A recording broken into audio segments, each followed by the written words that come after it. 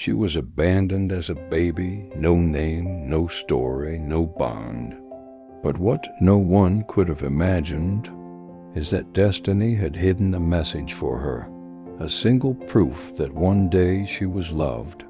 And that message, that sign of a love the world tried to erase, was hidden in the only possession she had, in the simplest, most innocent object you can imagine.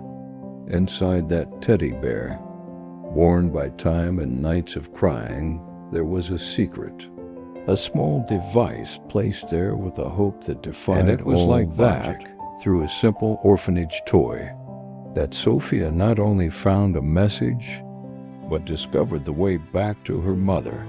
The home of hope was a place of contrasts. Its walls were colorful, painted with sunflowers and white clouds by well-meaning volunteers, trying to erase the coldness of the concrete. But behind those vibrant colors lay profound silences. These silences echoed in the empty hallways in the late afternoon, in the suppressed sighs before bed, in the lost gaze of each child who there cultivated a private dream of a place they could call home. It was in this world of painted hope and real longing that Sophia lived, a girl with large, curious eyes which seemed to harbor more questions than her age allowed her to answer. While other children ran and screamed in the courtyard, Sophia often watched the main gate, not with sadness, but with an intriguing serenity. Her heart, even young, carried the weight of a story that had begun incompletely. And amidst this routine of uncertainty, there was a single point of absolute certainty and comfort: a teddy bear. He wasn't pretty, nor was he new. His fur was frayed from being hugged so much. One eye was loose, and he smelled of dust and dried tears. But for Sophia, he wasn't just a toy. He was her anchor. He was the only witness to her arrival in this place, the only tangible link to a past she couldn't remember, but which her heart insisted on not forgetting. Every night she whispered to him her secrets, her fears, and the question that haunted her most: where did I come from? What Sophia couldn't even suspect was that the answer to her deepest question wasn't in a lost memory, but hidden right there inside her only and most precious possession. The secret that Teddy Bear held wasn't just emotional. It was physical, tangible, and it was about to be discovered. But that is a story for the next chapter. Stay here, because what comes next will change everything. The years at Home of Hope wove Sophia's life into a routine of small joys and silent memories. Her teddy bear, her constant companion, was an inseparable part of her. He had been a comfort on stormy nights, a confidant on lonely days, and the only glimpse of a past she couldn't see. It was precisely this absolute intimacy, this knowledge of every stitch, every loose thread, that made her fingers notice something different one quiet afternoon. It wasn't dramatic. There wasn't a flash of lightning or thunder. It was a subtle discovery, almost a whisper of fate. As she stroked the teddy bear's worn fabric, her little finger brushed against an irregularity in the stitching of an old patch located under the right ear. It was a different piece of fabric, rougher, and it felt firmer underneath. Curiosity, the same one that lived in her eyes, got the better of her. With a trembling fingernail, she pressed on that spot until the thread, old and fragile, came loose. And there, hidden within the foam, padding, there was no more cotton. There was a small secret compartment lined with a dark fabric, and inside it, something that didn't belong in that world of simple toys and donations. It was a clean, technological object made of plastic and metal. a small rectangular device the size of a large postage stamp, with a tiny LED light that blinked in a slow, steady rhythm, like a sleeping electronic heart. Sophia froze. What was it? Who had put it there? And why? Her childish mind tried to find another child's toy, a broken thing. But that object had an intention, a purpose. It seemed important. And from that moment on, a new question joined the others in her heart. She could no longer look at the teddy bear the same way. It was no longer just a comfort. It was an enigma. Days passed. The light continued to blink, a silent, insistent beacon in her monotonous life, until one night, filled with courage that came from deep within her soul, she decided. With trembling fingers, she removed the device from its hiding place. There were no buttons, just a small opening for a speaker. She turned it over, shook it gently, and nothing. Frustration began to set in, but then, almost as if in response to her persistence, when she pressed the object with a little more force, the LED light glowed a bright red for a second, and from it came a sound. At first, it was just a noise, hissing and distorted, like a radio out of tune. Sophia threw the receiver away in fright, but she restrained herself. And then, breaking through the static like a ghost finding its voice, came a sound that made her own heart skip a beat for a split second. It was a voice, faint, blurred by time and distance, but unmistakably human. A female voice, humming. It was a lullaby, a simple, soft melody, and deeply, agonizingly familiar. It was the same melody that had echoed in the deepest corners of her dreams for as long as she could remember. Same melody that had soothed her in nightmares, the origins of which she could never explain. This wasn't just any song. It was the song. That woman's voice was the voice her subconscious had treasured. And then the pain came. Not a physical pain, but a sharp, stabbing pang in her chest. An overwhelming wave of conflicting emotions. There was fear of the unknown, utter confusion at the thought of this impossible discovery. But most of all, there was a question that echoed like a scream in her soul, a question so painful it stole her breath. Why? Why would someone who loved her enough to hide such an elaborate, hopeful message? Why would that same person abandon her? Why would they disappear forever, leaving behind only an echo of a voice and a mystery? And that's where the story gets even deeper, because this discovery wasn't a happy ending. It was the beginning of a search. Everything Sophia thought she knew about her life crumbled in that instant. She had proof. She had a clue. But what would she do with it? How could a girl inside an orphanage decipher a mystery that seemed straight out of a movie? Sophia's journey was just beginning, and the next step involved courage she didn't even know she had, a caregiver who would become her accomplice, and a rainy night where everything, absolutely everything, would change. After the discovery of that ghost recording, Sophia's life became a constant vigil. The teddy bear was no longer a comfort, an obsession. She stared at that inert device dozens of times a day, waiting, silently begging for another sign, for one more word from that voice that was both a balm and a torture. The nights became the worst. While the other children slept, she lay staring at the small LED light that stubbornly remained off. Her heart clenched with a mixture of hope and a deep fear that this had been a one-time event, a miracle that would never be repeated. The morning in question was particularly gloomy. A spring storm had hit the city, and the wind howled like a lost soul outside the orphanage windows. Lightning streaked the sky, illuminating the dormitory full of beds for a split second, creating long, fleeting shadows that danced on the walls. The atmosphere was heavy, charged, electric. Sophia was on the verge of sleep, exhausted by anxiety, her face pressed against the teddy bear she kept hidden under the blanket.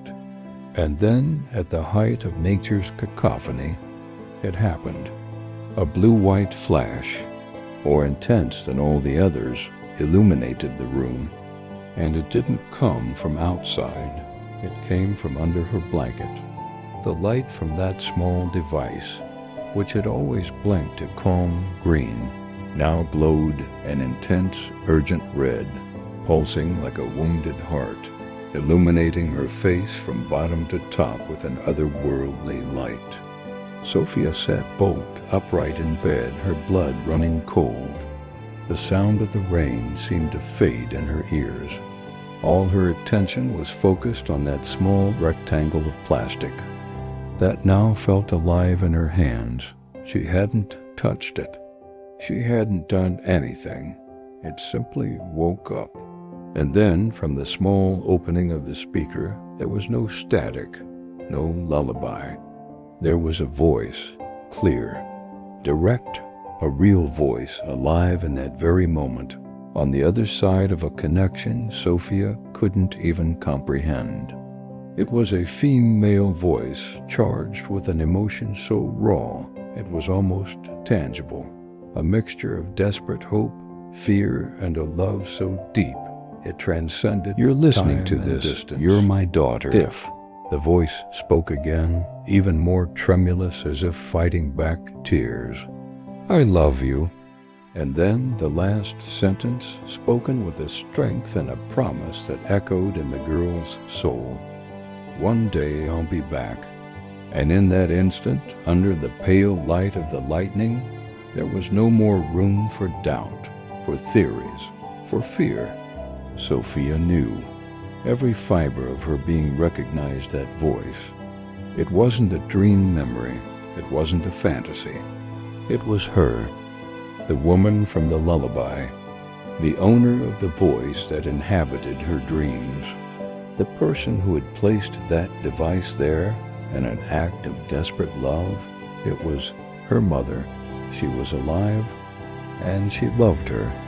The question, why, had not been answered.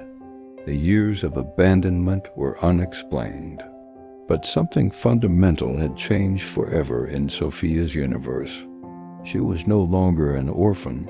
She was a daughter who was wanted, a daughter who was loved. And that simple truth was more than any storm. But that was just the first message. The confirmation, the real challenge, the real journey, was just beginning, because now Sophia had a mission. How would a 12-year-old girl locked inside an orphanage respond to that message? How would she find a woman whose name, face, or location she didn't know? The search for answers was about to lead Sophia and an unlikely ally on a dangerous adventure, one that would begin with a rule breaking in the principal's office. Passed on, but the storm inside Sophia only grew stronger. The words, "One day I'll come back," echoed in her mind like a mantra, a spell that had broken the chains of resignation. She could wait no longer. Waiting meant that one day might never come. Every minute that passed was a minute further away from that voice, that truth. But the cruel, concrete reality of the orphanage still surrounded her. Locked doors, rigid rules, and a world outside she knew nothing about. Hope, however, creative resource. And Sophia had only one person to rely on. Her caregiver, Elena. She wasn't one of the distant adults. She was the young intern who always had an extra smile, repaired dolls in secret, and whose eyes still held a glint of rebellion and compassion. She walked over to her in the laundry room in a moment of rare solitude and, without saying a word, placed the teddy bear and the pulsating device in her soapy hands. Elena didn't doubt it. He didn't call it a child's imagination. She saw the truth burning in Sophia's eyes, listened to the story with an open heart. In that moment, the professional caregiver disappeared, and an accomplice appeared, a big sister on an impossible mission. "We'll find out," she whispered, and those two words were the greatest act of love Sophia had ever received from an adult. The challenge was monumental. Track a fleeting transmission signal from a device no one could explain. The principal's office with its antiquated computer and dial-up internet connection was the only gateway to the world. The plan was risky, a distraction created by some children loyal to Sophia during recess, giving Elena a few precious minutes to break into the sanctum sanctorum. Every second in that room was an eternity. The computer was slow, the connection agonizing. Elena, using obscure technology and ham radio forums she'd found in a desperate search, tried to decipher the few data the device had provided, the signal frequency, the duration, until a line of green text flashed on the black screen. A rough triangulation. A town. Riverstone. A name that meant nothing to Elena, but that made Sophia let out a breathless sigh. It was a real place. She existed somewhere on the map. They had figured out the where, but now came the how. How to get there. The solution came from where they least expected it. A school trip to a museum in the neighboring town, scheduled for 3 days away. It was the perfect cover. The plan was bold, adventurous, and dangerously fragile. Get off the bus at the central bus station and, with Elena's last savings and the courage that only true desperation can provide, buy 2 tickets to Riverstone. The bus journey was a blur of green landscapes, frayed nerves, and hope. Every kilometer traveled was a kilometer back to orphanage life, a kilometer forward toward the unknown. Sophia didn't know what awaited her. She had no address, no face. She only had blind faith that thread would lead her to her final destination. And as she stepped off the bus in Riverstone, a small town adorned by hills and a river, an overwhelming sense of déjà vu hit her. It was as if her heart recognized the place before her eyes did. Following the only logical clue that the broadcast needed a high vantage point to reach the desired range, they climbed the town's highest hill, where a small square with an old lookout point offered a 360-degree view. And then there was an almost imperceptible movement. On the bench at the end of the square, sitting alone, was a woman. She didn't look like a tourist. She looked like someone on vigil, someone waiting.